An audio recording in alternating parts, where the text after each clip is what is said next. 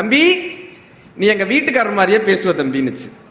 ஏன்க்கா உங்க வீட்டுக்காரர் அவ்வளவு நல்லா பேசுவாராக்கான்னு இங்க அண்ணன் பேசிட்டு இருந்தாங்களா, அப்படி உள்ள நுழைஞ்சு வந்து சரி அப்படியே புக் ஸ்டால்லாம் பார்த்துட்டு இப்படி வருவோன்றதுக்காக, ஏன்னா இங்க அண்ணன் பேசிட்டு இருந்தாரு, புக் ஸ்டால்லாம் அப்படி பார்த்துட்டு வருவோன்றப்ப ஒரு அக்கா அந்த புக் ஸ்டால்ல பார்த்துட்டு நீ என் வீட்டுக்காரர் மாதிரியே பேசுவ தம்பினுச்சு. சந்தோஷங்க, உங்க வீட்டுக்காரர் நல்லா பேசுவாரான்னு.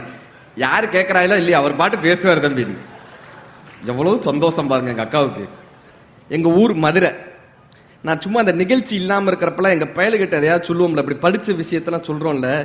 ஜென்ஜி தலைமுறை எனக்கு என்ன சந்தோஷம். நீங்க எத்தனை பேர் ஜென்ஜில இருந்து வந்திருக்கீங்க? ஜென்ஜி தலைமுறை 2000க்கு பின்பு வந்து அண்ணே நீங்க ஜென்ஜியானே, அண்ணே நீங்க ஜென் ஏனே 70ல் பிறந்தவர்கள் எப்படி ஜென்ஜிக்கு வருவீங்க? அவர் ஜென்ஜி தலைமுறை நானு அப்படின்றாரு. இந்த காலகட்டத்தில் இருக்காங்க எல்லாம் பயலுக. நீங்க இந்த மாதிரி ஊர் விஷயத்தெல்லாம் சொல்லி பாருங்க, பெருமைகள்லாம். நம்ம எங்க ஊர் மதுரை. நான் நிகழ்ச்சி இல்லாதப்ப என்ன பண்ணுவேன், என் பையன் மெட்ராஸ்ல பிறந்தவன், நான் அவன்கிட்ட சொல்றேன் எங்க ஊர் எப்படி தெரியுமாடா, மதுரை எப்படிப்பட்ட ஊர் தெரியுமா? பாண்டியர் குதிரை குளம்படியும் தூள் பறக்கும் இளைஞர் சிலம்படியும் மதி தோண்டிய புலவர் சொல்லடியும் இளம் தோகை மாதர்த மெல்லடியும் மயங்கி ஒலிக்கும் மாமுதிரை மாலையிலே மல்லிகை பூமதுரை மண்ணை திருட வந்தவரை செம்பொன்னை திருட வந்தவரை ஊர் பொசுக்கி போக வந்தவரை தாயாய் மாற்றிய தூய் மதுரை அவர்தம் சேயாய் வணங்கிய தாய் மதுரைன்னு. நீங்க கை தட்டிட்டீங்க. அவன் இப்படியே பார்த்தான். மதுரை நல்ல ஊர் அவ்வளவுதானே, மதுரை நல்ல ஊர் அவ்வளவுதானே. ஏன் இழுக்கிற, ஏன் இழுக்கிற, சாட்டா முடிப்பா இழுக்காத. அது அவர் சொன்ன மாதிரி சேட் ஜிபிடின்னு ஒன்று வந்திருக்குல்ல, அதை எடுத்து கேட்கிறான். Google how to put my father in mute அப்படின்றான். அதுக்கு அந்த கூகுள் 3 ஆப்ஷன் கொடுக்குது. Stitch your father mouth, paste your father mouth, bring your mother in front of him. அவன் 3வது ஆப்ஷனை தேர்ந்தெடுத்துட்டான். அதுக்கப்புறம் நம்ம மதுரையை பத்தி பேசுறதுக்கு திருவள்ளுவர் பத்தி ஐயா ரசிச்சு சிரிக்க. இங்க எத்தனை பேர் காலேஜ்ல இருக்கும்போது இந்த கல்ச்சுரல்ஸ் எல்லாம் போயிருக்கீங்க? டான்ஸ் ஆடிப்போமா? காலேஜ் படிக்கிறப்ப டான்ஸ் ஆடிப்போமா? ஸ்கூல்ல அந்த அக்கா கை தட்டுறாங்க பாருங்க. டான்ஸ் ஆடிப்போமா சார், பேசியிருப்போம்ல சார், ஓவிய போட்டியில் எழுதியிருப்போம்ல சார், எத்தனை கல்ச்சுரல்ஸ்ல நம்ம கலந்துருப்போம். 4 பொண்ணுங்க கை தட்டணுன்றதுக்காகவே நம்ம போய் ஸ்டைல்லாம் பண்ணிருப்போம். அவ்வளவு விஷயங்கள் ஏதாவது ஒண்ணு பண்ணிருப்போம்ல. காலேஜ்ல மற்றவங்களுக்கு முன்னாடி நம்ம போய் நிக்கணுன்றதுக்கு அவ்வளவு விஷயம் பண்ணிருப்போம்ல. வாழ்க்கை போக போக போக போக ஏதோ ஒரு கட்டத்தில் அது நம்ம விட்டு போயிடுச்சுல. நாம் நினைத்த வாழ்க்கை வேறு, ஆனால் வாழ்ந்து கொண்டிருக்கக்கூடிய வாழ்க்கை வேறு. முத்துக்குமார் எழுதியிருப்பாரு, இவன் தோட்டத்தில் பனியும் இருக்கிறது பூவும் இருக்கிறது, பனித்துளி செய்ய தெரியவில்லை. இவன் வானத்தில் மழையும் இருக்கிறது வெயிலும் இருக்கிறது, வானவில் செய்ய தெரியவில்லை. இவனது கடலில் அலையும் இருக்கிறது நுரையும் இருக்கிறது, கடந்து போக தெரியவில்லை. இவன் வாழ்க்கையில் இன்பமும் இருக்கிறது துன்பமும் இருக்கிறது, வாழத்தான் தெரியவில்லைன்னு எழுதியிருப்பார். வாழவே தெரியலையா நமக்கு சார். இன்னைக்கு ஒண்ணுல யாராவது இப்ப நம்ம பாக்குறோம், தில்லூர்ல யாராவது பாக்குறோம், எப்படி இருக்கீங்கன்னு கேளுங்க, என்ன சொல்லுவாங்க? எப்படி இருக்கீங்கன்னு கேட்டா ஏதோ இருக்கும். கரெக்டா சார்? சத்தியமா தான் சார் சொல்லுவான். ஏதோ இருக்கான். இன்னும் சில பேர் என்ன சொல்லுவான், உங்க புண்ணியத்துல இருக்கவன்னுவான். நமக்கு இருக்கிறதே 4-5 புண்ணியம், நமக்கு பக்குன்னு இருக்கும். ஏடா எனக்கே 4-5 தான் இருக்கு, அதுல நீ இருந்துட்டு போயிட்டா கேள்வி வருது இல்ல. யாராவது ஒருத்தராவது சார் நான் சந்தோஷமா இருக்கேன் சார், வாழ்க்கையில மகிழ்ச்சியா இருக்கேன் சார், ஆனந்தமா சொல்லி பாருங்க. நீங்க அவன்கிட்ட சொல்லி பாருங்களேன், சந்தோஷமா இருக்கேன் ஆனந்தமா இருக்கேன் மகிழ்ச்சியா, அவன் மூஞ்சி சின்னதா போயிடும். ஏன்னா ஊர்லாம் கொரோனால இருக்காங்க, இவன் மட்டும் ஆனந்தமா இருக்கானாமே, மகிழ்ச்சியா இருக்கானாமே, இல்ல ஆனந்தமா இருக்கானாமே. அப்ப ஆங்கிலத்தில் இந்த வாழ்தலை 3ஆ பிரிச்சாங்க. லிவிங் வாழ்தல், சர்வைவிங் பிழைத்தல், எக்ஸிஸ்டிங் இருத்தல். லிவிங் சர்வைவிங் எக்ஸிஸ்டிங் 3ஆ பிரிச்சாங்க. இந்த வாழ்றதுக்கும் பிழைத்தலுக்கு என்ன தெரியுமா வித்தியாசம்? மனுஷன் வாழணும், நாய் பிழைக்கும், மரம் இருக்கும். கரெக்டா? இப்ப இந்த இருத்தலுக்கும் வாழ்தலுக்கும் என்னப்பா வித்தியாசம்? நாங்க எங்க தெரியுமா நான் இருக்கேன்னு சொல்லுவான், எங்க இருக்கேன்னு சொல்லுவாங்க, ஜெயில இருக்கேன்னு. நான் வேலூர் சிறைச்சாலையில் 15 வருடமாக வாழ்ந்து கொண்டிருக்கிறேன் யாராவது சொல்லுவாங்களா? வாழ்ந்து கொண்டிருக்கிறேன் என்ன சொல்லுவாங்க? ஜெயில இருக்கேன் பாவே சொல்லுவோமா? ஆனா வீட்டுல வாழ்ந்து கொண்டிருக்கேன்னு சொல்லுவோமா? நான் வீட்டுல சந்தோஷமா குடும்பத்தோட வாழ்ந்துகிட்டு இருக்கேன் பண்ணுவோம், ஜெயில இருக்கேன் பான்றோம். கரெக்டா? அப்ப இந்த வீட்டுக்கும் ஜெயிலுக்கும் என்னப்பா வித்தியாசம் கேட்டாங்க. இந்த வீட்டுக்கும் சிறைச்சாலைக்கு என்ன வித்தியாசம்? என்ன வித்தியாசம்? வீட்டுக்கும் ஜெயிலுக்கு என்ன வித்தியாசம்? சின்ன வித்தியாசங்க. தாழ்பால், தாழ்பால் உள்ளே இருந்தா அது வீடு, தாழ்பால் வெளியே இருந்தா அது சிறைச்சாலை. நம் வாழ்க்கை நம் கைகளில் நம் கட்டுப்பாட்டுக்குள் இருந்தால் நாம் வாழ்க்கையை வாழ்ந்து கொண்டிருக்கிறோம். நம் வாழ்க்கையை யாரோ ஒருவரினுடைய கட்டுப்பாட்டில், நம்மளுடைய உறவினர்களினுடைய கட்டுப்பாட்டிலேயோ, இந்த உலகத்தினுடைய கட்டுப்பாட்டிலேயோ, வேலை பார்க்கக்கூடிய இடங்களின் கட்டுப்பாட்டிலேயோ, ஏதோ ஒரு வகையில் இந்த வாழ்க்கையை அடுத்தவர்களினுடைய கட்டுப்பாட்டுக்குள் விடும்போது அவங்களா தாழ்பால திறந்தாத்தான் உண்டு. அவங்க திறக்கிறதே இல்லை. நம் வாழ்க்கை சிறையிலேயே நாம் மாட்டிக்கொண்டே இருக்கும். இப்ப இந்த வாழ்க்கை என்னப்பான்னா 4 வகையான வாழ்க்கையை நமக்கு வகுத்து வச்சாங்க. 1 பர்சனல் லைஃப், தனி மனித வாழ்க்கை, பர்சனல் லைஃப். 2வது தொழில் ரீதியான வாழ்க்கை, பிசினஸ் லைஃப். 3வது சொசைட்டி லைஃப், சமூக ரீதியான வாழ்க்கை. 4வது ஃபேமிலி லைஃப், குடும்ப ரீதியான வாழ்க்கை. அது என்னப்பா பர்சனல் லைஃப், தனி மனித வாழ்க்கைன்னா, இப்ப நம்ம பிறக்கும் போது இந்த சின்ன குழந்தைய பாருங்களேன், குழந்தை சிரிச்சுக்கிட்டே தானே சிரிக்கும்ல, கரெக்டா? சின்ன குழந்தை வந்து நீங்க பார்த்து ஒண்ணுமே பண்ண வேணாம், அதை பார்த்து சிரிச்சா அது சிரிக்குமா? பிறக்கிறப்ப சந்தோஷமா பிறக்கிறோமா, மகிழ்ச்சியா பிறக்கிறோமா? ஒரு கிளுகிழுப்புன்னு ஒன்று வைப்பாங்க 20 ரூபாய்க்கு, கரெக்டா சார்? அந்த கிளுகிழுப்பு எடுத்துட்டு போய் இந்த குழந்தை முன்னாடி இப்படி ஆட்டினா உளுந்து உளுந்து சிரிக்குமா? சிரிக்கும்ல. என்னைக்காவது அந்த குழந்தைக்கு போய் நம்ம இப்படி ஜோக் சொல்லணுமா, இல்ல ஏதாவது ஒரு கிரேசி மோகன் டைலாக் சொல்லணுமா, வடிவேல் அண்ணன் ஜோக், அதெல்லாம் எதுவுமே கிடையாது. குழந்தைகிட்ட போய் கிளுகிழுப்பை இப்படி ஆட்டினா விழுந்து விழுந்து சிரிக்குமா? நீங்க அதே கிளுகிழுப்பை எடுத்துட்டு போய் ஒரு 75 வயசு தாத்தா முன்னாடி இப்படி வச்சு இப்படியே ஆட்டுங்க, பொலிர்னு விடுவாரு. என்னை பார்த்தா உனக்கு எப்படா தெரியுதுன்னு, கரெக்டா? ஆனா 75 வயசுக்கு முன்னாடி கிளுகிழுப்பைக்கு சிரிச்ச மனுஷன் தானங்க அவரு. காலம் ஆக ஆக ஆக ஆக நம்ம சிரிப்பை எங்கெங்க தொலைச்சோம்? ஒரு வியாபாரம் ஆரம்பிக்கிறோம், 1 லட்சம் ரூபாய் போட்டு ஒரு வியாபாரம் ஆரம்பிச்சு அந்த வியாபாரம் 1 கோடி ரூபாய்க்கு முடிஞ்சாதானங்க வியாபாரம் ப்ராஃபிட்னு அர்த்தம், வியாபாரம் வெற்றின்னு அர்த்தம். பிறக்கும் போது அவ்வளவு சிரிப்போட, அவ்வளவு சந்தோஷத்தோட, அவ்வளவு ஆனந்தத்தோட, அவ்வளவு குதூகலத்தோட பிறக்கிறோம். நாளாக நாளாக நாளாக சிரிப்பையே தொலைச்சிட்டோமேங்க, சிரிக்கவே மாற்றோமே. அப்ப நம்ம இந்த வாழ்க்கைன்ற வியாபாரம் நஷ்டத்திலங்க எடுத்துட்டு போயிட்டு இருக்கோம். வாழ்க்கைன்ற வியாபாரத்தை சிரிக்கிறதே கிடையாது.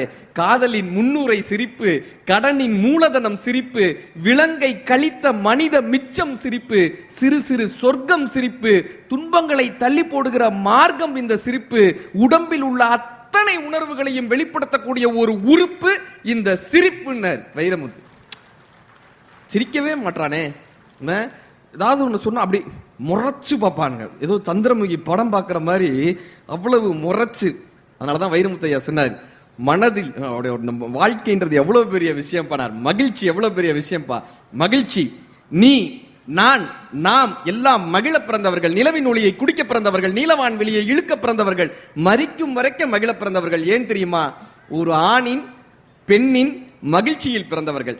மகிழ்ச்சி இல்லையே அலைகள் கொண்டு ஜலரந்தம் பாடுமா கடல், இடிகள் கொண்டு தம்பட்டம் தட்டுமா வானம், வீட்டிற்கு திரும்பி வருமா வெளியூர் சென்ற காற்று, உதிர்ந்து உதிர்ந்து இலைகள் உதிர்ந்து நலிந்து நலிந்து வெயிலின் நலிந்து அளந்து அளந்து கொழுந்து எழுந்து சித்திரை மாதம் தாவர வர்க்கம் முத்திரை காட்டி முகிழ்ப்பதெல்லாம் மகிழ்ச்சி மகிழ்ச்சி மகிழ்ச்சியினர். மகிழ்ச்சியோடு கைதட்டின 4 பேருக்கு நன்றி. சூப்பர் மார்க்கெட், ஒருத்தர் சூப்பர் மார்க்கெட்ல அந்த பொருள்லாம் வாங்கிட்டு இருக்காரு. அங்க ஒரு நாய், சூப்பர் மார்க்கெட்ல ஒரு நாய். அந்த நாய் என்ன பண்ணுச்சு, ஒவ்வொரு ரேக்லயா போய் ஒவ்வொரு திங்ஸையும் அதுவே எடுக்குது. பார்த்து பார்த்து பார்த்து பார்த்து திங்ஸ் எல்லாம் அது எடுக்குது. இந்த ஷாப்பிங்க்கு கூட போனார்ல, ஆச்சரியமா பார்த்திருக்காரு, என்னடா ஒரு நாய் வந்து பர்ச்சேஸ் பண்ணுது, அதுவும் பொருட்கள்லாம் கரெக்டா எடுக்குது. இந்த நாய் பர்ச்சேஸ் போறதுல ஒரு பெரிய பெஸ்ட் ஆப்ஷன் என்னன்னா, நம்ம என்ன லிஸ்ட் கொடுக்குறோமோ அதை மட்டும் தான் வாங்கும், மற்றதெல்லாம் வாங்காது. அதனால அது போய் கரெக்டா ஒவ்வொரு ரேக்ல இருந்து எது எது தேவையோ அதெல்லாம் எடுக்குது. கரெக்டா வந்து பில்லிங் கவுண்டர்ல இந்த கிரெடிட் கார்டை வாய் வழியா கொடுத்து ஸ்வைப் பண்ணுது, காசை வாங்குது, பில்லை எடுத்துக்குது. இவனுக்கு ஆச்சரியம், இந்த நாயை யாரா ட்ரெயின் பண்ணாங்க, இப்படி ஷாப்பிங் பண்ற அளவுக்கு நாயை யார் ட்ரெயின் பண்ண, அதை பார்க்கணும்ன்றதுக்காக நாயை ஃபாலோ பண்ணிட்டு போனான். நாய் என்ன பண்ணுச்சு, கரெக்டா சிக்னல் கிட்ட வந்து அந்த ரோட்டு கிட்ட வந்து நின்று சிக்னல் போட்ட உடனே ரோட கிராஸ் பண்ணுச்சு. பாதி நாய் சிக்னலை மதிக்கிறதே கிடையாது, ஆனா இந்த நாய் சிக்னலை மதிச்சு, அவர் புரிஞ்சு மதிச்சு ரோட்டை கிராஸ் பண்ணுச்சு. ஒரு பஸ் வந்து நின்னுச்சு. பஸ் வந்து நின்னுச்சா, இப்ப இந்த நாய் என்ன பண்ணுச்சு, பஸ்ல ஏறிச்சு. பஸ்ல ஏறிச்சு. இவன் என்ன பண்ணா, அந்த பஸ்ல ஏறிடுவோம்டான்ட்டு ஏறிட்டான். கரெக்டா கண்டக்டர் கிட்ட சில்லறை கொடுத்து டிக்கெட் வாங்குச்சு. எல்லா நாயும் சில்லறை வச்சுக்கிறதே கிடையாது. பஸ்ல ஏறுறப்ப கதை தானே சொல்லிடணும்ல. இப்ப இந்த கரெக்டா சில்லற கொடுத்து டிக்கெட் வாங்குச்சு. இவனுக்கு அவ்வளவு ஆச்சரியம், ஏன்னா சில்லற கொடுத்து ஒன்னு டிக்கெட் வாங்குது, சிக்னல் பார்த்து ரோட்டை கிராஸ் பண்ணுது, கிரெடிட் கார்டு போட்டு பில்லு வாங்குது, அவ்வளவு லிஸ்டையும் பார்த்து அவ்வளவு விஷயங்கள் வாங்குது. யாரா இந்த நாயை எப்படி ட்ரெயின் பண்ணாங்கன்ட்டு அவனுக்கு அவ்வளவு ஆச்சரியம். நேரா அந்த நாயை ஃபாலோ பண்ணிட்டே போறான். ஒரு வீட்டு வாசல்ல போய் அந்த நாய் நின்று காலிங் பெல்ல அமுக்குது. நல்லா கேட்டுக்கங்க, காலிங் பெல்ல அமுக்குது. கதவு திறக்கல. 2வது வாட்டி அமுக்குச்சு, 3வது வாட்டி அமுக்குச்சு. இப்ப கதவை திறந்துட்டு வெளியே ஒருத்த வந்து குச்சி எடுத்து நாயை அந்த அடி அடிச்சான் டங்கால்ட்ட. இவருக்கு ரொம்ப வருத்தப்பட்டு போய் கேட்டார், சார் சார் சார் என்ன பண்றீங்க, எதுக்கு அந்த நாயை அடிக்கிறீங்க, எவ்வளவு அறிவான நாய், உங்களுக்கு எவ்வளவு அழகான திங்ஸ் வாங்கிட்டு வருது, எப்படி வந்தது, அதை போய் அடிக்கிறீங்களே. அவன் சொன்னா, இந்த நாய்க்கு எத்தனை தடவை சொல்லியிருக்கேன், நான் தூங்கும் போது வந்து பெல் அடிக்காத, வெளியே போகும்போது சாவி எடுத்துட்டு போன்னு அத்தனை தடவை சொல்லியிருக்கேன். வந்து பெல் அடிச்சு என் தூக்கத்தை கெடுக்குதுன்னா நீங்க என்ன செஞ்சாலும் ஒருத்தரை திருப்தி படுத்திடவே முடியாது. நீங்க மிகப்பெரிய அறிவாளியாக இருந்தாலும் மிகப்பெரிய பொறுப்பாளியாக இருந்தாலும் நம்மால் ஒருவரை 100% திருப்தி படுத்திவிடவே முடியாது. அப்ப நம்ம என்னப்பா பண்ணணும்னா, நம்மை நாம் உற்சாகமாக வைத்துக் கொள்ளும் போதுதான் இந்த வாழ்க்கையில நாம் மகிழ்ச்சியாக வாழவே முடியும். நம்ம கூட நம்பிக்கை, அதிக நேரம் இருக்காது அதிர்ஷ்டம், எப்பொழுதும் கிடைத்து விடாது சிபாரிசு, எந்நேரமும் இருந்து விடாது உதவி, ஆனால் எப்பொழுதும் ஜெயிக்கும் நாம் வளர்த்துக்க கூடிய தன்னம்பிக்கை எப்பையும் ஜெயிக்குங்க. சமீபத்தில் மலேசியால ஜோஹோர்ன்ற இடத்துக்கு நிகழ்ச்சிக்கு போயிருந்தேன். அங்க நிகழ்ச்சிக்கு போகும்போது இந்த பிளைட்ல ஏறி உட்காருவோம்ல, பக்கத்துல ஒரு பொண்ணு வந்து உட்காந்தாங்க. அவங்கள பார்த்த உடனே தெரிஞ்சு இந்த கிராமத்து பொண்ணுன்னு தெரிஞ்சிருச்சு. பார்த்த உடனே மதுரை பக்கம் தானே நாங்க ஏறுறோம், கிராமத்து பிள்ளைன்னு தெரிஞ்சிருச்சு. இப்ப நாம என்ன நினைப்போம், நாம தான் இந்த பெல்ட் எல்லாம் மாட்டுறதுக்கு சொல்லி தரணும், இதெல்லாம் தெரிஞ்சிருக்காது இந்த பிள்ளைக்கு, நம்ம தான் சொல்லி தரணும்ன்றதுக்காக நான் அதுக்கு ரெடியா அப்படி ஆயத்தமா இருக்கேன்.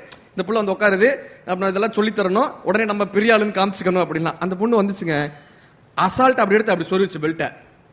ஃப்ளைட் டேக் ஆஃப் ஆனோடனே ஒரு லேப்டாப் எடுத்து மேலே வச்சுச்சு. எனக்கு ஆச்சரியமா பார்த்தேன், என்னம்மா பண்றீங்க, நீங்க என்ன பண்றீங்கன்னு கேட்டேன். ஒரு பெரிய சாஃப்ட்வேர் கம்பெனி பேரை சொல்லி அதுல சீனியர் ப்ராஜெக்ட் மேனேஜரா இருக்கனே அப்படின்னுச்சு. உங்க அப்பா என்ன பண்ணாருன்னு கேட்டேன். நீ எந்த ஊரு உங்க அப்பா? நான் தேனி பக்கத்துல ஒரு கிராமத்து பேரை சொல்லி எங்க அப்பா புண்ணாக்கு வியாபாரினே அப்படின்னு சொல்லிச்சு. எனக்கு உடனே என்ன பண்ணுவோம், நம்ம ஒரு நோட் பேடை எடுத்துட்டேன். அப்பா எனக்கு ஒரு கண்டென்ட் கிடைச்சிச்சுடா, அடுத்த புத்தக திருவிழாவிற்கு ஒரு கண்டென்ட் கிடைத்து விட்டது அப்படின்னு உடனே ஒரு நோட் பேடையும் பேடா எடுத்துட்டேன். ஓ வரலாறு தான் எனக்கு வேணும் சொல்லு அப்படின்னு. அப்பா புண்ணாக்கு வியாபாரி, இந்த பொண்ணு பெரிய சாஃப்ட்வேர் கம்பெனில சீனியர் ப்ராஜெக்ட் மேனேஜரா நாடு நாடா சுத்திட்டு இருக்கு. உனக்கு யாருமா இன்ஸ்பிரேஷன், உங்க அப்பாவான்னு கேட்டேன். அந்த பொண்ணு சொல்லிச்சு, இல்லனே எனக்கு இன்ஸ்பிரேஷன் வள்ளினே அப்படின்னுச்சு. அந்த பொண்ணு பேரு செந்தமிழ் செல்வி, என் பக்கத்துல உட்காந்த பொண்ணு. உனக்கு இன்ஸ்பிரேஷன் நான் கேட்டேன். வள்ளினே. யாருமா வள்ளின்னு? என் ஃப்ரெண்டுனே. நானும் வள்ளியும் ஒன்னா தானே படிச்சோம். 3ஆப்புலேருந்து அந்த அதே கிராமத்து பாஷை, 3ஆப்புலேருந்து 12ஆப்பு வரைக்கும் நானும் வள்ளியும் ஒன்னா தானே படிச்சோம். இப்ப வள்ளி என்னம்மா படுதுன்னு. வள்ளி உயிரோட இல்லனே. ஏம்மா என்னாச்சுன்னு. 12வது படிக்க இல்லனே, நானும் வள்ளியும் காலேஜுக்கு இந்த ஸ்கூலுக்கு போவோம்னே, இந்த பயலுகள்லாம் நின்று வம்பிழுப்பாங்க, சுத்தி இருக்கிற பசங்கள்லாம் நின்று வம்பிழுப்பாங்க. நாங்க போய் எங்க வீட்டுல சொன்னோம். எங்க வீட்டுல என்ன தெரியுமா சொன்னாங்க, பொம்பளை பிள்ளை எதுக்கு தான் ஸ்கூலுக்கு போவேனான்னு சொன்னோம். பொம்பளை பிள்ளையில ஸ்கூல் நீங்க வீட்டுல இருந்தா வந்து வம்பிழுப்பாங்களான்னு வீட்டுல இருக்கவங்க திட்டினாங்க. வள்ளி ஊர் பஞ்சாயத்தை கூப்பிட்டு எல்லார்கிட்டையும் சொன்னானே, இந்த மாதிரி எங்களை வம்பிழுக்கிறாங்கன்னு சொன்னா.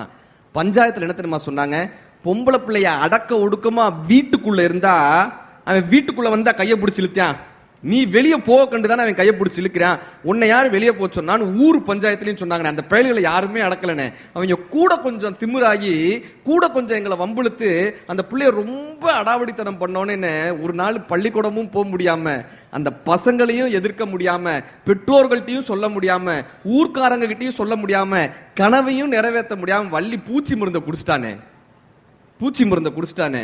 அவ இறப்புக்கு எங்க ஹெட் மாஸ்டர் வந்து பார்த்தாங்க, மயக்கம் போட்டு விழுந்துட்டாங்க. ஹெட் மாஸ்டர்லாம் எங்க ஃப்ரெண்ட்ஸ் 35 பேர் வந்தாங்க எங்க கிளாஸ்ல இருந்து.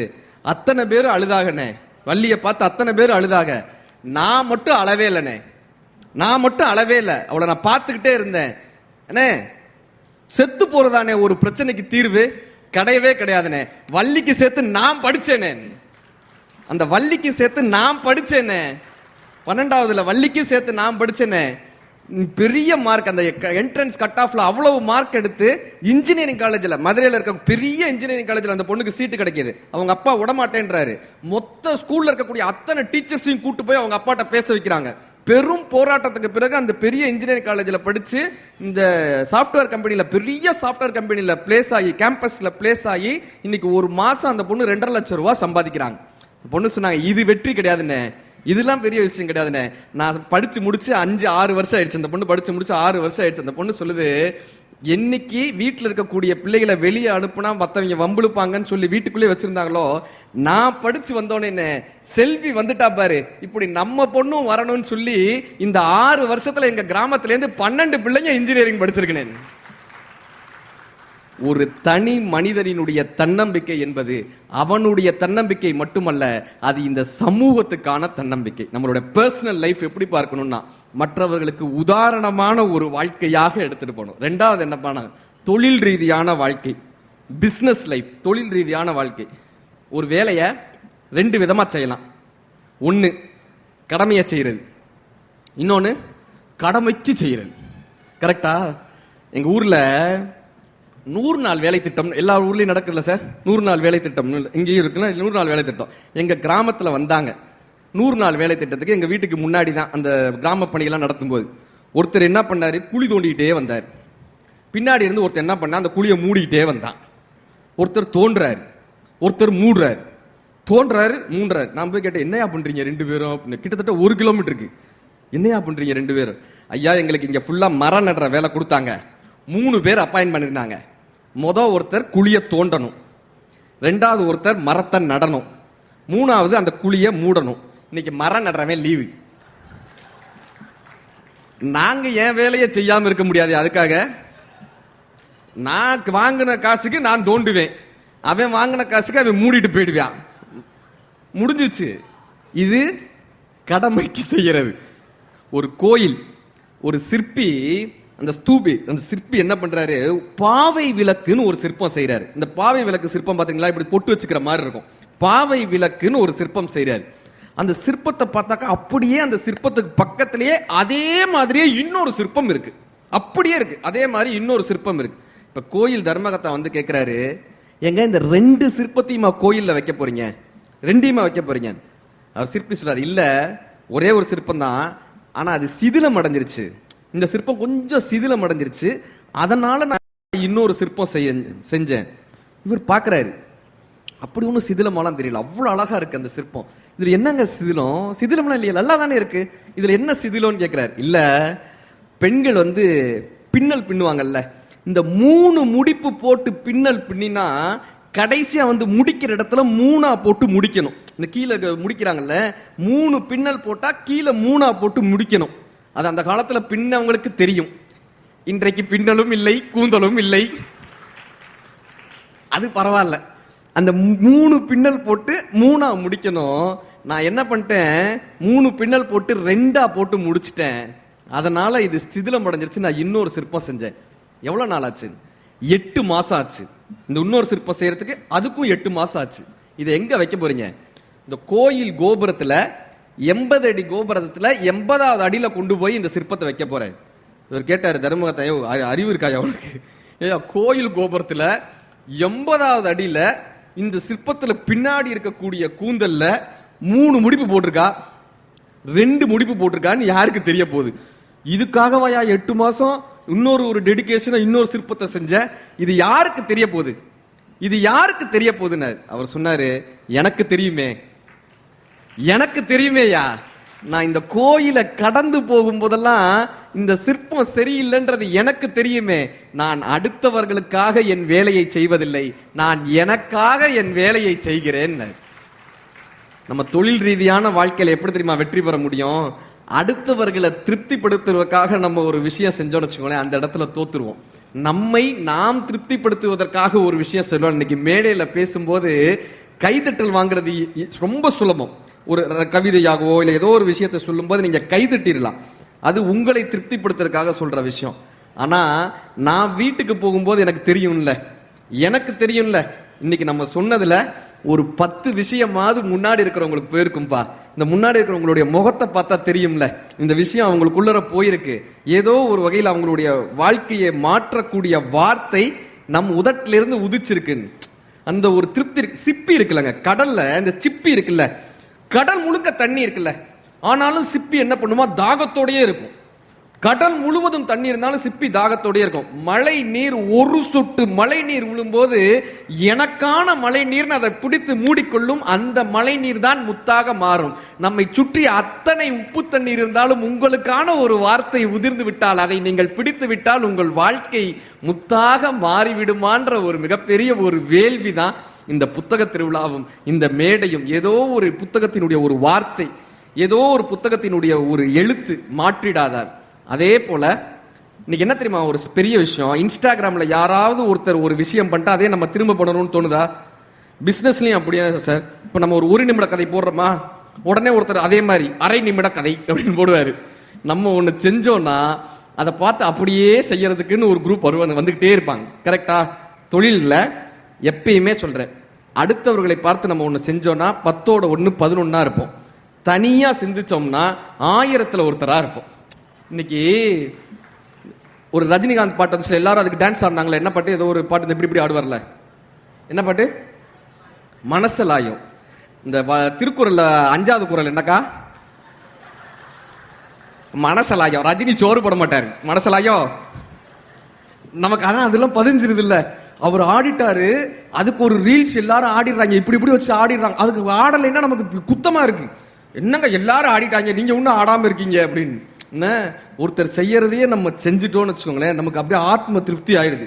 ஒரு ஸ்டேட்டஸ் போட்டாங்க, யாராவது ஒருத்தர் வீட்டில் எங்கேயாவது ஒரு டூருக்கு போய் ஒரு ஸ்டேட்டஸ் போட்டாங்க, நம்ம அதை பார்த்துட்டோம்னா உடனே நம்ம என்ன பண்ணுவோம், நாமளும் அந்த இடத்துக்கு போகணும் அப்படின்னு. கரெக்டா? என் ஒய்ஃபோட ஃப்ரெண்டு பைனாப்பிள் கேக்குன்னு ஒன்று பண்ணி ஸ்டேட்டஸ் போட்டாங்க. பைனாப்பிள் கேக்கு என் வீட்டுக்காரில்ல, உடனே நானும் அந்த பைனாப்பிள் கேக்கை செஞ்சே தீருவேன்னு சொல்லி அந்த கேக்குக்கான எல்லாத்தையும் வாங்கி அதை இட்லி பானையில போட்டு வேக வச்சு, அது பைனாப்பிள் மாதிரியும் வராம இட்லி மாதிரியும் வராம அது ஒரு காம்பினேஷன்ல ஒன்று வந்துச்சு. இவ என்ன பண்ணா, அதை போட்டோ எடுத்து ஃபேஸ்புக்ல போட்டா. 1000 லைக்கு. நான் லைக் பண்ணலையே, ஏன்னா மற்றவேலாம் அதை பார்த்தவே, நான் தான் சாப்பிட்டவே. கரெக்டா சொல்றேன், நான் தான் சாப்பிட்டு. இட்லி பாலையில பைனாப்பிள் கேக்கு பண்ணா அது எப்படி இருக்கும்? எங்க ஸ்டேட்டஸ் போடுறதுக்கு ஒன்று செய்வாங்க யாராவது. ஒரு ஊர்ல ஒரு பூண்டு வியாபாரி, ஒரு வெங்காய வியாபாரி, ரெண்டும் பக்கத்து பக்கத்து வீட்டில் இருந்தாங்க. இந்த வெங்காய வியாபாரி என்ன பண்ணாரு, மூட நிறைய வெங்காயத்தை எடுத்துட்டு அடுத்த ஊர்ல அடுத்த நாட்டில் போய் அந்த காலத்தில் வித்துட்டு வருவாங்க. கப்பல்ல போய் தான் விற்பாங்க, வியாபாரம் பண்ணுவாங்க. மூட நிறைய அப்படியே கப்பல் நிறைய மூடையா வெங்காயத்தை ஏத்திட்டு அடுத்த நாட்டுக்கு வியாபாரத்துக்கு போனாரு. இந்த கப்பல் ரிப்பேர் ஆயிடுச்சு, ஒரு தீவு கிட்ட கப்பல் ரிப்பேர் ஆயிடுச்சு. இந்த தீவுல இறங்கி போக்குறாரு. அங்க காட்டுவாசிகள், அந்த ஆதிவாசிகள் நிறைய இருக்காங்க. அவங்க வெங்காயத்தை பார்த்ததே கிடையாது. இது என்னன்னு கேட்கறாங்க, இது சாப்பிடுறதுன்றாரு. இவங்க பார்த்ததே கிடையாது அந்த வெங்காயத்தை. இவங்க என்ன பண்றாங்க, அந்த ராஜா கிட்ட போய் சொல்றாங்க, இந்த மாதிரி மூட முடியா என்னத்தையோ கொண்டு வந்திருக்கான் ரவுண்ட் ரவுண்டான். இந்த ராஜா நம்பல, இது என்னன்னு கேட்கிறாரு, நம்பல. இவன் என்ன பண்றான், அந்த வெங்காயத்தை சமைச்சு போடுறான், வெட்டி சாம்பார் வச்சு சமைச்சு போடுறான். அவர் சாப்பிட்டு பார்க்கறாரு, சார் அவ்வளவு டேஸ்டா இருக்கு, வெங்காயம் இவ்வளவு டேஸ்டா, இந்த எல்லா மூடையும் நானே வாங்கிக்கிறேன், உனக்கு என்ன வேணும்னு கேட்டார். உங்க நாட்டிலேயே விலை மதிக்க முடியாத விஷயம் என்ன இருக்கோ அதை கொடுங்கன்னு கேட்டான். உடனே அவங்க என்ன பண்ணாங்க, ஒவ்வொரு வெங்காயத்துக்கும் ஒரு தங்க கட்டி, அதே மாதிரி ஒவ்வொரு வெங்காயத்துக்கும் ஒரு தங்க கட்டி கொடுத்து மூடையா தங்க கட்டியை கொடுத்து அனுப்பிச்சிட்டாங்க. ஊருக்கு வந்துட்டானா பெரிய பணக்காரன் ஆயிட்டான், பெரிய வீடு, பெரிய இது. இப்ப நம்மால பூண்டு வியாபாரி என்ன பண்ணுவாரு, ரீல்ஸ் அப்படியே காப்பி அடிப்பாரா ரீல்ஸை. நம்மளும் இதை ஏன் செய்யக்கூடாதுன்னு மூடையா பூண்டை ஏத்திட்டு கரெக்டா அவருக்கு வண்டி ரிப்பேரே ஆகல, அந்த கப்பல் ரிப்பேரே ஆகல, கரெக்டா அந்த தீவு கிட்ட போய் நின்னுச்சு. இவனே ரிப்பேர் ஆக்கிட்டான். அந்த தீவு கிட்ட போய் நின்னான். அந்த ஆதிவாசிகள்லாம் வந்தாங்க, இவனையும் கூட்டிட்டு போய் அரசர் முன்னாடி நிப்பாட்டினாங்க. அவர் பூண்டையும் சாப்பிட்டது கிடையாது, அவ்வளவு டேஸ்டா இருந்துச்சு, பூண்டு அவ்வளவு டேஸ்டா இருந்துச்சு. இவர் உடனே கேட்டாரு, இந்த பூண்டு இவரும் சமைச்சு போட்டாரு, இப்ப உனக்கு என்ன வேணும்னாங்க. அதே டைலாக், உங்க நாட்டிலேயே விலை மதிக்க முடியாத ஒன்ன கொடுங்க அப்படின்னா. அவர் என்ன பண்ணாரு, ஒவ்வொரு மூட்டை பூண்டுக்கும் ஒவ்வொரு மூட்டை வெங்காயத்தை கொடுத்து அனுப்பி விட்டாரு. இப்ப இங்க வந்து இறங்கினா பூண்டு எடுத்துட்டு போய் வெங்காயத்தை கொண்டு வந்து உட்காந்துருந்தான். சார் அடுத்தவங்க ஒன்று செய்வாங்க சார், அது அவங்களுக்கு சக்சஸ் ஆகும், நமக்கு சக்சஸ் ஆகுமான்னு நமக்கு தெரியாது. கரெக்டா? நம்ம தொழில்ல நாம் எதை தனித்துவமாக சிந்திக்கிறோமோ அதுல நம்மளுடைய தொழில் ரீதியான வாழ்க்கை நம்மை திருப்திப்படுத்துவதற்காக நாம் செய்யக்கூடிய வேளையில் நாம் திருப்திப்பட்டு தனித்துவமாக இயங்கும் போது தொழில் ரீதியான வாழ்க்கை வெற்றி பெறும். மூணாவது என்ன பண்ணா, குடும்பங்க. ஒரு மனிதன் சம்பாதிக்க வேண்டிய மிகப்பெரிய ஒரு விஷயம் பணமா பேரா புகழான்னா கிடையவே கிடையாது, குடும்பம். ஒருவன் சம்பாதிக்க வேண்டிய பெரிய விஷயம் என்னன்னா குடும்பம். தற்கொலை பண்ணிக்கணும்னு ஒருத்தன் முடிவெடுத்தான். இந்த தற்கொலை பண்ணிக்கிறவங்களுடைய மனநிலை பார்த்துருக்கீங்களா? வித்தியாசமா தோணும். அவன் என்ன பண்றான், தான் ஃபேமிலி போட்டோவை எடுத்து, குடும்ப போட்டோவை எடுத்து அதுல தன்னுடைய உருவத்தை மட்டும் தனியா வெட்டி எடுக்கிறான். இந்த குடும்பத்தை விட்டு அவன் போறானா தன்னுடைய உருவத்தை மட்டும் தனியா வெட்டி எடுக்கிறான். ஆனா எவ்வளவு முயற்சி பண்ணியும் இந்த தங்கையினுடைய சுண்டி விரல் அவனுடைய சுண்டி விரலோட இணைஞ்சிருக்கு. அவனால அதை கத்திரிக்கும் போது அந்த தங்கையினுடைய சுண்டி விரலை கத்திரிக்கவே முடியல. ஒரு புகைப்படத்தில் இருக்கக்கூடிய தங்கையினுடைய சுண்டி விரலை பிரிய முடியாமல் அவன் அந்த தற்கொலை எண்ணத்தையே கைவிட்டான்னு அந்த கதை எழுதினார். குடும்பம் என்ன தெரியுமா பண்ணும், நம்ம வாழ்க்கையில ஏதோ ஒரு வகையில் வீழும் போது இந்த குடும்பம் மட்டும்தாங்க நம்மளை காப்பாற்றும். சென்னையிலலாம் நீங்க வந்தீங்கன்னா ரெண்டே பிரச்சனை தான். ஒன்னு வீடு இல்லாத மனிதர்கள், இன்னொன்னு மனிதர்கள் இல்லாத வீடுகள். சார் இவங்க 2 பேர் வேலை பார்க்கறாங்க, 2 பேரும் ஆபீஸ்க்கு போயிடுறாங்க, பிள்ளைகளை கிரீச்சில் விட்டுறாங்க, அப்பா அம்மா முதியோர் இல்லத்துல இருந்துடுறாங்க. கோடி ரூபாய்க்கு வீடு வாங்கி என்ன பண்றது? வீடு வெறுன்னு இருக்கு, மனிதர்கள் இல்லாத வீடுகள். அண்ணன் சொன்னார்ல அழகா, வாட்ஸ்அப் குரூப்ல தான் இன்னைக்கு நாத்தனார் ஓர்படியார்கள்னு எல்லார் வீட்லயும் ஒரு வாட்ஸ்அப் குரூப் இருக்கும், ஃபேமிலின்னு. கரெக்டா? அந்த ஃபேமிலின்ற குரூப்ல யார் இருப்பாங்கன்னா அப்பா அம்மா பிள்ளை 3 தான் இருக்கும். இதுல அந்த அம்மா போடும் ஐ லவ் மை ஹப்பின்னு ஸ்டேட்டஸ்ல போட்டுக்கும், வீட்டுல கண்டாப்புனான்னு திட்டும். என் கதையை சொல்லல, பொதுவான கதையை சொல்றேன். அது எல்லாருக்கும் நடக்கிறது. இப்ப இந்த ஃபேமிலி குரூப்ல வந்து இவங்க கேட்டுப்பாங்க, அம்மா தோசை ரெடியா? அந்த அம்மா கிச்சன்ல இருந்து தோசை ரெடி, உனக்கும் கிடையாது உங்க அப்பனும் கிடையாது, வெளியே போங்க. குரூப்ல பேசிக்கிறோமே சார். இல்ல இந்த ஸ்மைலிய நேர்ல பார்த்து பேசுறதே கிடையாதுங்க. நேர்ல பார்த்து ஒருத்தவங்களோட பேசுறோம். ராமா ஹேட் 4 பிரதர்ஸ் அப்படின்னாங்க. ராமா ஹேட், ராமருக்கு 4 தம்பிகள். நம்ம ஆளு கேட்கிறேன், தம்பினா என்னன்னே தெரியல அவனுக்கு. என்ன இன்னைக்கு போறக்கூடிய காலகட்டத்தில் தம்பிகள்னா என்னன்னு தெரியாதுங்க. நாமுத்துக்குமார் எழுதுவார், தம்பி என் உதிரத்தின் பங்காளி, என் உதிரத்தின் பங்காளி, என் நாணயத்தின் இன்னொரு பக்கம், நான் பிறந்த தொப்புள் கொடியில் மலர்ந்த இன்னொரு பூ, நான் உண்ட பாலின் ருசி அறிந்தவன், அதனால் என் பசி அறிந்தவன், துக்கத்தில் என்னை தாங்கும் தூண், என் சக ஊன்னு தம்பியை பத்தி எழுதுவார். தம்பி தங்கைகள். அம்மாவை பத்தி சொன்னார்ல, பசுந்தங்கம் புதுவெள்ளி மாணிக்கம் மணிவைரம் இவையாவும் ஒரு தாய்க்கு ஈடாகுமா, 2 மாதங்கள் கருவோடு எனை தாங்கி நீப்பட்ட பெரும்பாடு அறிவேனம்மா, 7 ஜென்மங்கள் எடுத்தாலும் உழைத்தாலும் உனக்கிங்கு நான் பட்ட கடன் தீருமான்னு வாலி எழுதியிருப்பார்.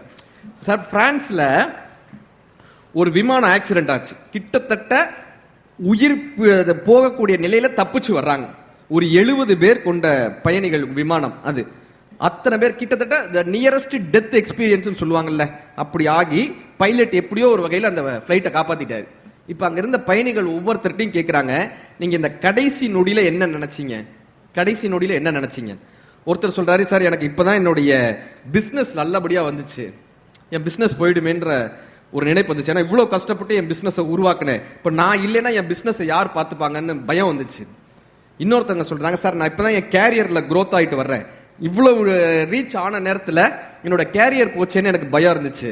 ஒவ்வொருத்தரும் ஒன்னொன்னு சொல்லிட்டே வராங்க. ஆனா நான் போயிட்டேன்னா என் பிள்ளைகளை யாரு காப்பாத்துவாங்கன்றதாங்க எனக்கு பயமா இருந்துச்சுன்னு சொன்ன 11 பேரும் இந்திய நாட்டு பெற்றோர்கள். என் பிள்ளைகளை யாரையா காப்பாத்துவாங்க? கடைசி வரை இந்த குடும்பம் மட்டும்தான் ஒருவன் சம்பாதிக்க வேண்டிய மிகப்பெரிய ஒரு சொத்து. வைரமுத்தையா எழுதுவாரு, 5 புலன்கள் இருக்குல்ல, இந்த 5 புலனுக்கு எது எது மகிழ்ச்சின்னு எழுதினார். கண்ணுக்கு மகிழ்ச்சி, கண்ணுக்கு மகிழ்ச்சி விடிகாலை சோலை, வெற்றிலை போட்ட வானம், தூங்கும் குழந்தையின் தூங்காத சிரிப்பு, கண்ணுக்கு மகிழ்ச்சி ஆனந்த கண்ணீர், காதுக்கு மகிழ்ச்சி ஒரு நல்ல கவிதையை கேட்டு கைதட்டக்கூடிய கைதட்டல் ஓசை, மூக்குக்கு மகிழ்ச்சி நேசிக்கும் பெண்ணின் குழல் கொண்ட பூக்கள், வாய்க்கு மகிழ்ச்சி, வாய்க்கு மகிழ்ச்சி முதல் காப்பியின் இளம் கசப்பு இல்லை, இருட்டு அறையில் முரட்டு முத்தம் இல்லை, வாய்க்கு மகிழ்ச்சி தப்பின்றி உச்சரிக்கும் தாய்மொழி. 4 சொல்லிட்டாரா? உடலுக்கு மகிழ்ச்சியை சொல்லவே இல்லை. அந்த கவிதையில உடலுக்கு எது மகிழ்ச்சின்னு அவர் சொல்லல. நான் வைரமுத்தையா படிக்கிறேன், உடலுக்கு மகிழ்ச்சி எதுன்னு சொல்லல. இப்ப யாருப்பா உடலுக்கு மகிழ்ச்சின்னு சொன்னார்னா, வள்ளுவர் சொன்னாருங்க, மக்கள் மெய்த்தீண்டல் உடற்கின்பம் மற்றும் அவர் குரல் கேட்டல் இன்பம் செவிக்கின்னார். இந்த குழந்தை வந்து நம்மளை கட்டிக்கிறாங்க, வீட்டுக்கு போன உடனே அப்பான்னு ஓடி வந்து கட்டிக்கிறாங்கல்ல, அதுதான் உடம்புக்கு இருக்கிற மிகப்பெரிய ஒரு சந்தோஷமே. உலகத்துல வேற சந்தோஷமே கிடையாது. யார் ஒரு பொண்ணு சொல்லிச்சு தான் ஃப்ரெண்டு கிட்ட, எங்க அப்பா நேத்து சிங்கப்பூர்ல இருந்து வந்தாரே, எனக்கு ஒரு ட்ரோன் விட்டா. இங்க ஒரு ட்ரோன் விட்டுட்டு இருந்தாங்கல்ல, அது உடலையா இப்ப? ஆனா எனக்கெல்லாம் விட்டா சந்தோஷப்படுவேனே, வேர்க்கிறப்ப இப்படி வந்து நிற்கும், ஜாலியா இருக்கும், காத்து வரும். நான்லாம் கவலைப்பட மாட்டேன், நல்லா வந்துச்சுன்னா காத்து வருதுன்னு இருப்பேன். ஒரு குழந்தை சொன்னா, எங்க அப்பா நேற்று சிங்கப்பூர்ல இருந்து வந்தாரே, எனக்கு ஒரு ட்ரோன் வாங்கிட்டு வந்தாரே. அப்புறம் எங்க அப்பா போன மாசம் லண்டன் போனப்ப எனக்கு வந்து ஒரு ரோபோட் பொம்மை வாங்கிட்டு வந்தாரே. எங்க அப்பா எனக்கு ரிமோட் கார் வாங்கிட்டு வந்தாரு. எங்க அப்பா இந்த பொம்மை வாங்கிட்டு வந்தாரு, அந்த பொம்மை. உங்க அப்பா உனக்கு என்ன பொம்மை வாங்கிட்டு வந்தாருன்னு கேட்டாங்க. என்ன பொம்மை வாங்கிட்டு வந்தாங்க? இந்த குழந்தை சொல்லிச்சு, உனக்கு விளையாடுறதுக்கு பொம்மை தான் இருக்கு, நான் விளையாடுறதுக்கு எங்க அப்பாவே இருக்காரு. எங்க அப்பாவே இருக்காரு. எங்க அப்பா ஆபீஸ் பிடிச்சு வந்தோன்னே அவர் தோல்ல கையை பிடிச்சு தொங்குவேனே, அவர் தோலை பிடிச்சு தொங்குவேனே, அவர் கழுத்தை பிடிச்சு விளையாடுவேனே, எங்க அப்பா உட்கார வச்சு உப்பு மூட்டை விளையாடுவேனே, யானைக்குட்டி விளையாடுவேனே. நீ விளையாடுறதுக்கு உனக்கு பொம்மை தான் இருக்கிறது, நான் விளையாடுறதுக்கு அப்பாவே இருக்காங்கன்னு நினைச்சாங்க.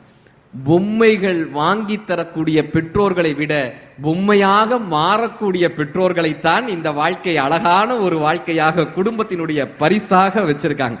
சார், கடவுள் ஒரு வீட்டுல போய், இன்னைக்கு சாயந்தரம் உங்க வீட்டை விட்டு நான் போறேன், உனக்கு என்ன வேணுமோ கேளுன்னு இருக்காரு. சாயந்தரம் வீட்டை விட்டு போயிடுவேன்.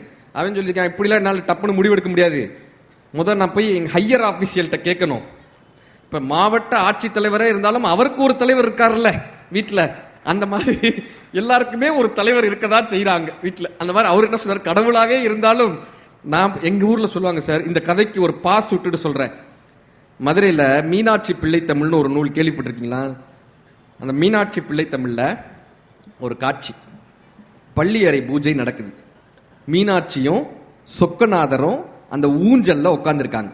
சரியா? ஊஞ்சல்ல உட்கார்ந்துருக்காங்க. இந்த ஊஞ்சலை யார் தெரியுமா ஆட்டுறாங்க? பூதகணங்கள். அங்கிருந்து ஒரு பூதம் இப்படி தள்ளிவிடும், அங்கிருந்து ஒரு பூதம் இந்த பக்கம் தள்ளிவிடும். இப்படி 2 பூதகணங்கள் அந்த ஊஞ்சல் ஆட்டுது. இந்த ஒரு பூதம் அந்த பூதத்தை பார்த்து இப்படி கண்ணை காட்டுது. சொக்கநாதர் தலையை பாரு, சிவனுடைய தலையை பாரு, இப்படி கண்ணை காட்டுது. சிவபெருமானுடைய தலையை பாரு. அந்த பூதம் எட்டி இப்படி தலையை பார்த்துச்சு. பார்த்தா தலையில சிகப்பு சிகப்பா சிகப்பு சிகப்பா சிகப்பு சிகப்பா இருக்கு.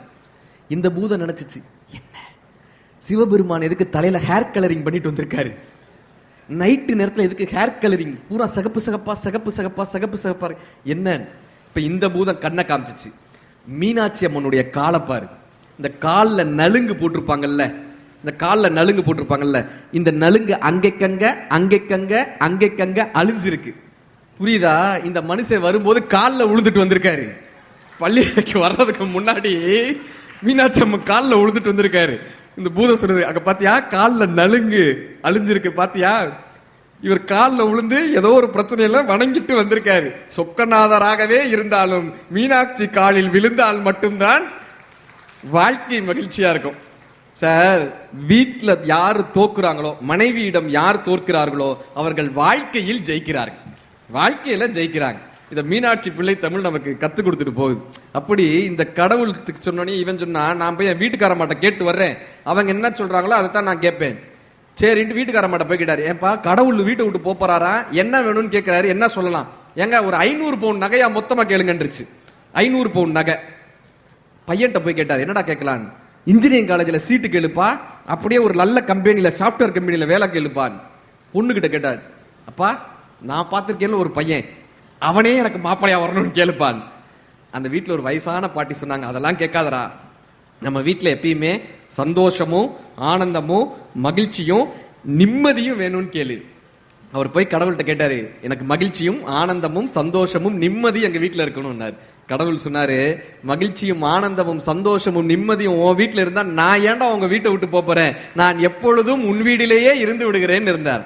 கண்ணதாசன் ஐயா எழுதினார், நாயகனை சிலை வடிவில் நாட்டி வைத்த சைவர் திரு கோவிலுக்குள் நான் சென்றேன் தோழி, அவன் குரல் அங்கே கேட்கவில்லை தோழி, மாயவடி வான திரு மால் இருக்கும் சோலையினில் தூயவனை காண வந்தேன் தோழி, அவன் சொல்லும் மொழி கேட்கவில்லை தோழி, பாவம் அதை தீர்த்தருளும் தேவன் அவன் ஆலயத்தில் மண்டியிட்டேன் தோழி, நிலை கொள்ளவில்லை வந்துவிட்டேன் தோழி, சித்தம் ஒரு முக்தி பெற பக்தி நிலை முக்தி பெற புத்தனையும் பார்த்து வந்தேன் தோழி, அவன் வார்த்த மொழி கேட்கவில்லை தோழி, என் மனதில் ஊடுருவும் தும்மதியை தீர்த்து நிம்மதியை வேட்டுதடி நெஞ்சம், உயர் தம்மதியை காட்டவில்லை அஞ்சும், காடுமலை நீர் நெருப்பு காற்றுமலை வான்முகில்கள் கூடி வர வைத்தவனை காணேன், ஒரு கூடிழந்த பறவை என ஆனேன், என் மனதில் ஊடுருவும் தும்மதியை தீர்த்து மன நிம்மதியை வேட்டுதடி நெஞ்சம்னார். கடவுளே வந்தாலும் இந்த நிம்மதியத்தாயா நான் கேட்கிறேன்னார். அப்படி இந்த குடும்ப வாழ்க்கையால் மட்டுமே அந்த நிம்மதியை கொடுக்க முடியும். 4வது டைம் ஆயிடுச்சு, ஒரே 4-5 விஷயம் மட்டும் சொல்லி முடிச்சிருக்கேன். 4வது ஒருத்தருடைய வாழ்க்கையில ரொம்ப முக்கியமானது என்னப்பான்னா சமூக ரீதியான வாழ்க்கை, நம் சக மனிதர்கள் மீது அக்கறை கொண்ட வாழ்க்கை. தமிழ் தாங்க கத்துக் கொடுத்தது. எப்பா ஒரு நாள் வாழ்க்கை எப்படியா வாழ்றது, நீ நடந்து போறீங்க, இறைவனுக்கெல்லாம் பெரிய பூஜை பண்ணவனா, நீ நடந்து போறப்போ ஒரு 2 இலையை பறிச்சு போட்டு போப்பா, அது கூட முடியலையா நீ சாப்பிடும் போது ஒரு கைப்பிடி உணவு எடுத்து வச்சு போப்பா, யாவருக்குமாம் இறைவனுக்கோர் பச்சிலை, யாவருக்குமாம் பசுவுக்கோர் வாயுரை, பசுனா உயிரினம் அர்த்தம், ஏதோ ஒரு உயிரினம், யாவருக்குமாம் பசுவுக்கோர் வாயுரை, யாவருக்குமாம் உண்ணும் போது ஒரு கைப்பிடி, அதுவும் இல்லையா யாவருக்குமாம் பிறர்க்கோர் இன்னுரை தானேன்னு கத்து கொடுத்துச்சு. ஒருத்தரை பார்த்தா நீங்க நல்லா இருப்பீங்க, உங்களுடைய மனதுக்கு நல்லா, இதை சொல்லணும்லமா, சொல்லவே மாட்டானே.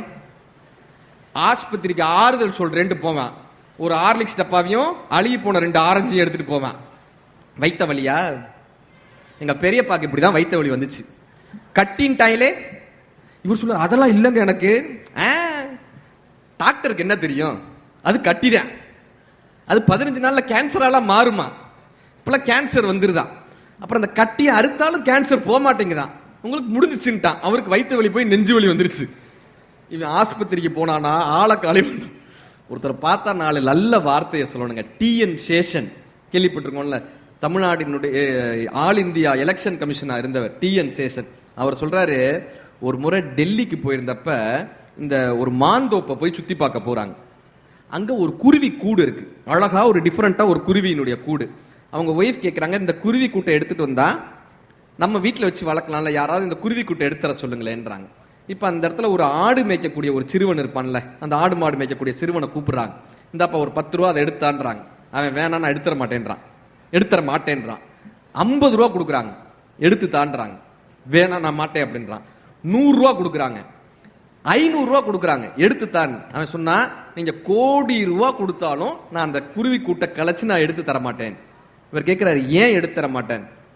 அந்த குருவி எல்லாம் குஞ்சு குருவி உள்ள இருக்கு, தாய் பறவை உணவு தேடி போயிருக்கு, இந்த குருவி எல்லாம் என்னுடைய அம்மா வருவாங்கன்னு காத்துக்கிட்டு இருக்கு, சாயந்தரம் அம்மா இறைதை எடுத்துட்டு வரும்போது குஞ்சுகளை காணமேன்ட்டு அம்மா பரிதவிக்கும், அம்மாவை காணமேன்னு இந்த குஞ்சுகள் பரிதவிக்கும், எவ்வளவு கோடி ரூபா கொடுத்தாலும் நான் இந்த பாவத்தை பண்ண மாட்டேன். ஏன் தெரியுமா, எங்க அம்மா இறந்து 1 வாரம் தாங்க ஆகுதுன்னு அந்த பையன். இந்த தாயை பிரிந்து இருக்கக்கூடிய வேதனை என்னன்னு எனக்கு தாங்க தெரியும், அம்மாவையும் பிள்ளையும் நான் பிரிக்கவே மாட்டேங்கன்னா.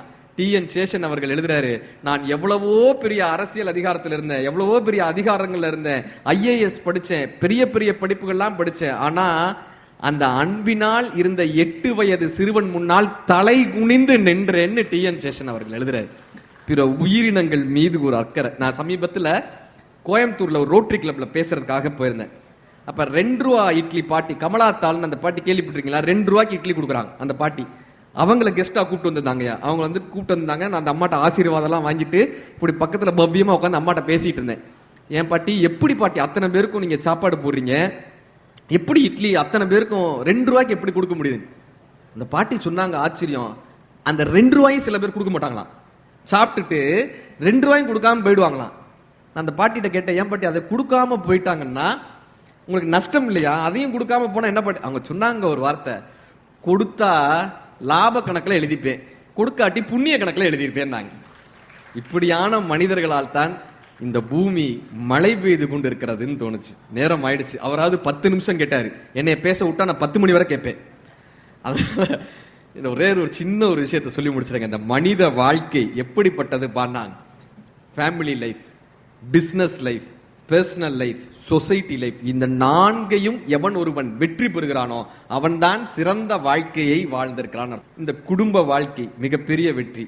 பிசினஸ் லைஃப், பர்சனல் லைஃப், தனி மனித வாழ்க்கையில் நம்ம எவ்வளவு தூரம் சந்தோஷமா இருக்கோம், நம்மை சுற்றி இருக்கக்கூடிய இந்த உலகத்திற்கு நாம் எத்தனை தூரம் பயனுள்ளவர்களாக இருந்திருக்கோம். இன்னைக்கு சொல்லிட்டு போறேங்க எதிர்கால தலைமுறைக்கு, இன்ஸ்டாகிராமை பார்த்து நம்ம என்ன தெரியுமா பண்ணிடுறோம், இவங்க தான் பிரபலமானவங்க, இவங்கள மாதிரி தான் நம்ம நடந்துக்கணும்னு நமக்கு தப்பா புகட்டப்பட்டுக்கிட்டே இருக்குங்க. ஒருத்தர் தர்பூசணியை தின்னுக்கிட்டு கோமாளித்தனம் பண்ணிக்கிட்டு இருக்கான், அவனை இன்னைக்கு செலிபிரிட்டின்னு கொண்டாடிட்டு இருக்கோம். ஒருத்தர் கடிதத்தை படிச்சுட்டு கெட்ட வார்த்தையில திட்டிட்டு இருக்காரு, அவரை celebrity. There is a difference between popularity and celebrity. பிரபலங்கள் வேறு, அவங்க அப்படி போயிடுவாங்க, பிரபலம் என்பது வேறு. ஆனால் கொண்டாடத்தக்கவர்கள் என்பவர்கள் வேற. நம்ம எத்தனை பிரசிடென்ட் இருந்தாங்களே, யாராவது ஒரு பிரசிடென்ட் பேர் சொல்லுங்க, குடியரசுத் தலைவர் பேரை யார சொல்றோம்? கரெக்டா? எத்தனை குடியரசுத் தலைவர் இருந்தாங்க, ஆனா நம்ம ஏன் அப்துல் கலாம் ஐயா பேரை சொல்றோம்? ஏன்னா அவர் மட்டும்தான் தான் வாழ்ந்த நாட்களை தன்னுடைய நாட்களாக மாற்றிக்கொண்டார். குடியரசு மாளிகைக்கு பதவி ஏற்க போறாரு, ஒருத்தர் போய் காலு கீழே உட்கார்றான், என்னன்னு கேட்கிறாரு. வைஸ்ராய் காலத்துல ஷூக்கு பாலிஷ் போடுறதுக்கு ஒருத்தர் அப்பாயிண்ட் பண்ணுவாங்க, அவன் போய் உட்கார்றான், அதெல்லாம் வேணாம் பண்ணி போன்றாரு. அவன் சார் சார் சார்ன்ட்டு அழுகுறான். எதுக்குடா என்னன்னு கேட்கிறாரு. இல்ல சார் அவனுக்கு 4 பசங்களாம், நீங்க வந்த உடனே வேலையை விட்டு அனுப்புறீங்கன்னு அவன் அழுகுறான். அவர் சொன்னார், அதெல்லாம் இல்லப்பா, நீ தோட்டத்துல போய் தண்ணி ஊத்து, உன்னை வேலையை விட்டுலாம் தூக்கல, தோட்டத்துல போய் தண்ணி ஊத்துட்டார். இப்ப இவருடைய குடியரசு ஆட்சி காலம் முடிஞ்சிருச்சு. முடிஞ்சதுக்கு அப்புறம் இவர் வீட்டுக்கு போனோம், சூட்கேஸ் எடுத்துட்டு வந்தாரு. ஃபர்ஸ்ட் வந்தோடனே ஒருத்தன் அழுதான்ல, அவனை கூப்பிடுனார். அவர் வந்தாங்க, நீ என்னமோ நான் வந்த உடனே உன்னைய வேலையை விட்டு அனுப்புனேன்னு சொன்ன, இன்னைக்கு என்னையவே வேலையை விட்டு அனுப்ப போறாங்க தெரியுமா அப்படின்னாரு. அவன் உடனே ஒன்னும் புரியாம பார்த்தான். நீ இந்த தோட்டத்துக்குலாம் தண்ணி அடிப்பேல, எப்படி அடிப்பேன்னு கேட்டார். அவன் உடனே ஸ்ப்ரே வச்சு இப்படி அடிச்சு காமிச்சான். இந்த சூட் கேஸ்ல அதை ஸ்ப்ரே பண்ணுன்னார். அவர் வச்சு இந்த சூட் கேஸ்ல ஸ்ப்ரே, அவனுக்கு என்னன்னா இந்த சூட் கேஸ்ல டாக்குமெண்ட்ஸ் இருக்கும், இவர் துணியெல்லாம் இருக்கும், இதுல எப்படிங்க நான் தண்ணியை போய் ஸ்ப்ரே பண்ண, அதெல்லாம் மாட்டேன் அப்படின்றான். இல்ல நீ ஸ்ப்ரே பண்ணுன்றாரு. அவன் லைட்டா அப்படி இப்படி அடிக்கிறான். அவர் அந்த ஸ்ப்ரே பண்ண சூட் கேஸ் எடுத்து காமிச்சார். ஏன் தெரியுமா நான் அதை சொன்னேன்? குடியரசுத் தலைவர் மாளிகையிலிருந்து அப்துல் கலாம் செல்லும் போது ஒரு தூசியை கூட எடுத்து செல்லவில்லை என்பது எல்லோருக்கும் தெரியணும்ன்றதுக்காக நான் இதுல தண்ணி எடுத்து காட்ட சொன்னேன். இப்படியான தலைவர்கள் தான் கொண்டாடத்தக்கவர்கள்.